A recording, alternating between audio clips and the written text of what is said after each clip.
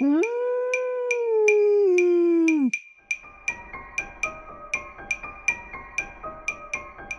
Êtes-vous prêt à voyager des frontières de vos peurs aux limites de vos rêves, à rencontrer des mythes et des légendes, des diables et des anges, à vous laisser conduire sur les chemins de l'étrange?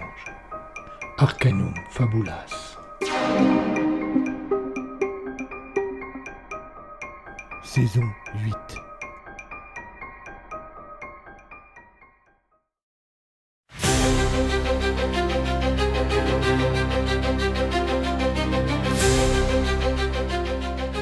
Je suis le lieutenant de police Solange Chocan et j'ai en charge l'enquête sur le meurtre d'Alice Ménestrel.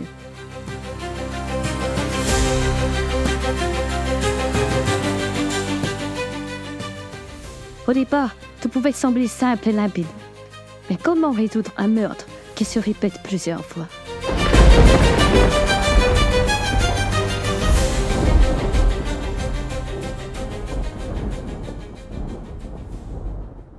Épisode 28.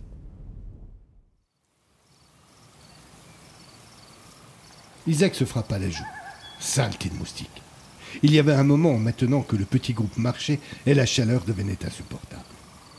Marc était toujours dans une demi-conscience, et les autres se relayaient à tour de rôle pour le soutenir. Malgré tout, il ralentissait grandement la progression de tous. À 3 reprises déjà, Solange avait questionné Sam et Roger sur leur destination. À 3 reprises, elle n'avait obtenu qu'une réponse imprécise qui se contentait de chercher à les rassurer. La forêt était de plus en plus dense, ce qui ne facilitait pas les déplacements du groupe. Miracle, entre 2 arbres apparut bientôt une route.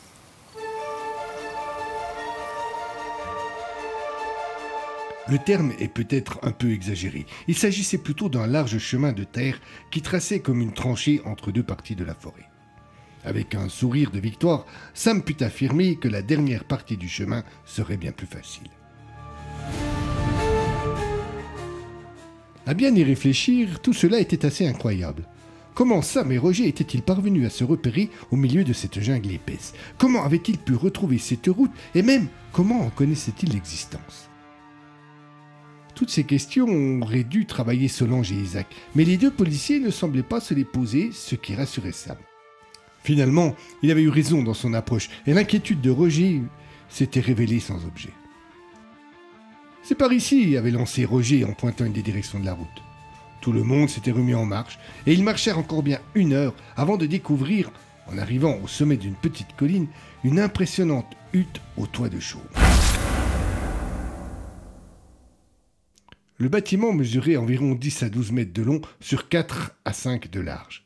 Il était posé au milieu d'une clairière, en contrebas de la colline, et la route venait mourir devant lui. « Nous sommes arrivés, » dit Sam.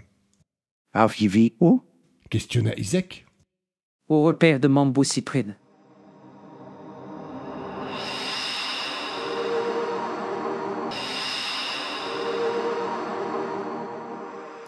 Sam s'apprêtait à donner d'autres indications lorsque d'un seul coup, son visage se ferma. À ce moment-là, il se tenait face à Solange et regardait en direction de la hutte alors que la policière lui tournait le dos. À voir la face décomposée de son interlocuteur, Chocan réalisa qu'il se passait quelque chose. Elle se retourna et vit qu'un groupe de 5 ou 6 individus était sorti de la hutte et se dirigeait vers eux en courant. Elle entendit alors un retentissant « Tirez-vous » sans réaliser vraiment qui venait de le prononcer. Son instinct ne se posa pas la question, et sans réfléchir davantage, elle se mit à courir et regagna rapidement l'abri des arbres. Elle perdit les autres de vue, et quand elle voulut s'arrêter pour faire le point, elle entendit des voix derrière elle. On la poursuivait. Pas question d'attendre d'être rattrapée. Elle devait repartir, et c'est ce qu'elle fit sans vraiment réfléchir à une direction ou à un objectif. La forêt dut la juger imprudente et décida de ne pas la laisser poursuivre ainsi. Une racine vint heurter son pied et sa course s'arrêta net. Elle chut, mit ses mains en avant pour se retenir, ce qui lui évita que sa tête heurte le sol. Allongée sur le ventre, elle voulut se relever le plus vite possible, mais elle sentit une présence au-dessus d'elle. Un Cassio était là, et la toisait comme le tigre toise l'antilope. Elle le vit esquisser un geste qu'il ne lui fallut pas longtemps pour comprendre. Il tenait une sorte de gourdin et il l'abattit sur son crâne avant qu'elle n'ait le temps de réagir.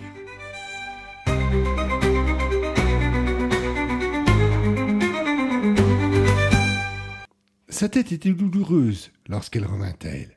Elle eut l'impression d'un déjà-vu désagréable. Elle était à nouveau sur le dos, attachée en croix. Une différence cependant. Elle ne se trouvait pas dans un lieu sombre et froid, non. Elle était en pleine nature. La nuit était tombée en partie et il était bien difficile de reconnaître les ombres qui l'entouraient. En tournant la tête à droite, elle vit la hutte au toit de chaume. Deux torches plantées dans le sol en éclairaient l'entrée. En tournant la tête à gauche, elle vit Isaac, qui, comme elle, était ligoté en croix sur une sorte de table en bois. Elle en distinguait d'autres plus loin, mais entre chien et loup, elle ne parvenait pas à identifier ceux qui étaient retenus prisonniers. Les formes lui laissèrent penser, sans certitude, qu'il y avait d'abord Giraud, puis Ménestrel. Mais il y avait encore 3 autres tables occupées, et là, peine perdue. Elles étaient toutes alignées sur ce qui semblait être une sorte de place en terre battue. Solange interpella Simon. Le major mit un peu de temps à réagir, comme s'il était inconscient, mais il finit par tourner la tête vers sa collègue. En la découvrant, il comprit la situation dans laquelle il se trouvait, lâcha un juron et tira sur ses liens d'un geste un peu désespéré. « C'est inutile, » lui dit Solange. « Les liens sont solides. Dites-moi plutôt les personnes qui sont sur les autres tables. » Isaac n'avait pas réalisé qu'ils étaient aussi nombreux dans cette périlleuse situation. Il put identifier sans peine Marc Giraud, juste à sa gauche, et Ménestrel un peu plus loin. Au-delà, il n'était certain que d'une chose. Les 3 tables suivantes étaient occupées par un homme d'abord, puis par 2 femmes. Les formes qu'il distinguait ne laissaient pas de doute. C'était déjà un peu plus précis que les observations de Solange. 2 femmes. Le lieutenant pensa immédiatement à Alice et Aurore. Socan devait trouver une solution pour sortir de là. Malgré les liens serrés, elle tenta de se redresser pour bien évaluer tout ce qui se trouvait autour d'elle. C'est à l'occasion de cet effort qu'elle vit le poteau planté un peu plus loin. Elle se souvint immédiatement du récit d'Ivan sur les cérémonies vaudou. C'était un potomitan. Il mesurait presque 3 mètres de haut et était décoré d'une multitude de dessins multicolores. Malgré l'obscurité, le lieutenant les distinguait assez nettement car, à la base du poteau, tout autour, on avait allumé un cercle de feu qui l'éclairait de façon inquiétante. Le sentiment de malaise que ressentait Solange fut encore accentué lorsqu'elle réalisa que les dessins sur le mât représentaient tous des visages torturés et en souffrance. Ils étaient stylisés, certes, mais les grands yeux noirs, les bouches ouvertes ou les rictures suggérées par quelques traits leur donnaient une pesante présence et un étonnant réalisme. De plus, avec les flammes qui dansaient au pied du potomitan, on avait vraiment l'impression de voir des âmes en train de brûler en enfer. Il ne manquait que les cris pour rendre la scène totalement réaliste. Solange interpella de nouveau Isaac. « Appelez les autres et essayez de voir s'ils sont conscients. » Le major s'exécuta. Il n'osait pas crier vraiment de peur d'attirer l'attention de leur geôlier qui ne s'était pas manifesté jusque-là. Giraud resta sans réaction. Il était déjà bien mal en point précédemment. Simon réalisait également qu'il ne se souvenait plus de ce qu'il avait fait de lui au moment de fuir. Il eut beau réfléchir, aucune image ne lui revenait. Il demanda à Solange, mais elle non plus ne gardait aucun souvenir du sort de Marc à ce moment-là. « Et il me semble que c'était vous et Roger qui le portiez lorsque Ménestrel a crié à tout le monde de prendre la fuite. » Oui, je crois, mais lorsque Ménestrel a crié, je ne me rappelle plus. Je me souviens juste que je suis parti en courant dans la forêt, la chute, le type avec Gaudin. Le lieutenant tiqua. Ce que lui racontait le major était exactement la même scène que ce qu'elle avait vécu, elle. C'est tout à fait normal. C'est Ménestrel qui était intervenu. Il avait répondu aux interrogations du lieutenant exactement comme s'il avait lu dans ses pensées. Comme Solange n'envisageait pas une telle chose, elle demanda « Qu'est-ce qui est tout à fait normal ?» Que vous ayez l'impression d'avoir vécu tous les deux la même scène. Socan resta sans voix. Il semblait bien que Sam avait effectivement pu lire dans ses pensées. Comme si de nouveau il le faisait, il précisa. « Oh, je ne fais pas de magie. Je ne lis pas vos pensées. Simplement, je sais exactement ce qui se passe et je connais les réactions de ceux qui lisent ce genre d'expérience. » « Mais de quelle expérience parlez-vous ?» Réfléchissez, lieutenant.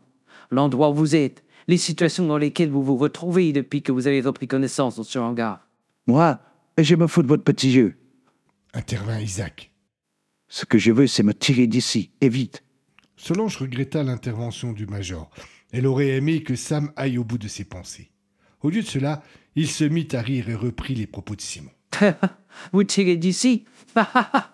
Mais grand Dieu, pour aller où? Sam soupira, et sur un ton d'un seul coup sérieux, voix grave, il ajouta.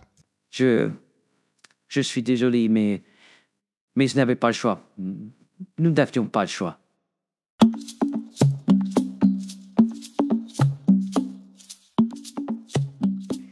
Les tam-tams se mirent alors à raisonner comme pour donner un écho lugubre à ce que venait de dire le bûcheron. Solange tourna la tête en direction de la hutte d'où semblait venir l'inquiétante mélopée. Elle vit sortir du lieu 8 Gédès, 4 au visage blanc, 4 au visage noir. Comme à leur habitude, ils portaient des costumes impeccables qui paraissaient complètement inappropriés au milieu de cette forêt. Le lieutenant les suivit du regard. 7 d'entre eux vinrent se placer au pied de chacun des prisonniers. Le 8e se dirigea vers le potomite. Sokan ne distinguait pas le visage de celui placé devant le major. Et au-delà, du fait de l'obscurité, elle ne voyait que des ombres. En revanche, elle voyait clairement le GD qui était devant elle. Il avait le visage peint en blanc et un regard terrifiant. Des yeux très clairs et froids qui ne pouvaient rien annoncer de bon. Elle eut envie de crier, d'ordonner qu'on la libère, mais elle réalisa de suite que cela était inutile. Son étrange gardien se tenait debout, et raide comme la justice, elle ne lui adressait même pas un simple regard. Elle risquait tout au plus de se ridiculiser.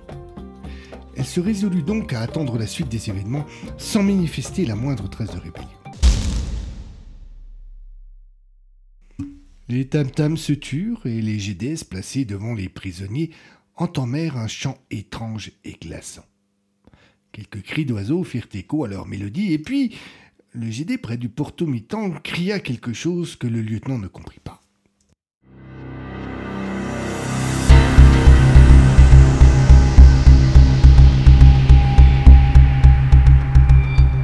Immédiatement, les autres se turent. Et comme l'auraient fait des soldats très entraînés, comme un seul homme, ils pivotèrent d'un quart de tour en direction de la hutte.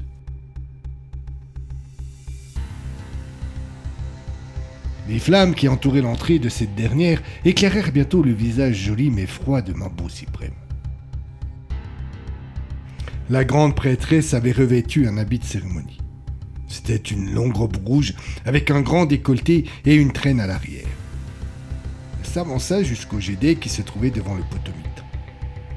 Le Gédé tomba à genoux devant sa maîtresse en signe de respect et de dévotion.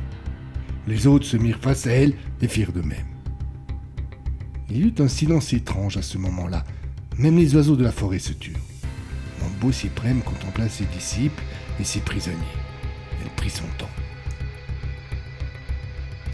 Solange et Isaac se redressaient le plus possible pour voir ce qui se passait, mais Ménestrel demeurait stoïque et immobile, allongé sur le dos, face au ciel. La prêtresse entama alors un discours dans une langue inconnue, à laquelle les deux policiers ne comprirent rien. Les disciples, eux, écoutaient dans un silence religieux. Elle termina son monologue par quelque chose qui ressemblait vaguement à un ordre. Il y eut alors de l'agitation à la droite de Solange. On était en train de détacher Ménestrel. Le bûcheron se laissait faire et lorsque le gardien l'aida à se relever, il n'eut pas de réaction. Il fut guidé jusqu'à la prêtresse et là, on le força à se mettre à genoux. La Mambo s'adressa à lui, toujours dans cette langue étrange, et, surprise, Sam paraissait comprendre le sens des mots. Lorsqu'il eut terminé, le bûcheron baissa les yeux et dit simplement « Oui, Mambo, je le veux. » Solange réalisa alors qu'ils avaient sans doute été manipulés par Sam et Roger, et que ces deux-là avaient plus de lien avec l'ordre qu'elle ne l'avait pensé jusque-là. Mambo Suprême fit un petit signe et un des Gédés s'approcha d'elle en lui présentant une sorte de bol dans lequel elle plongea la main.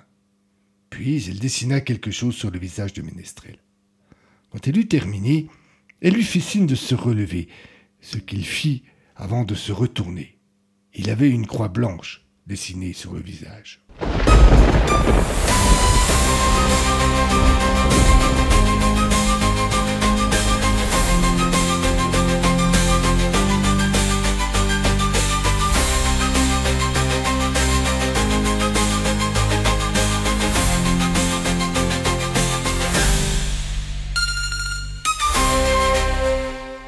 À suivre.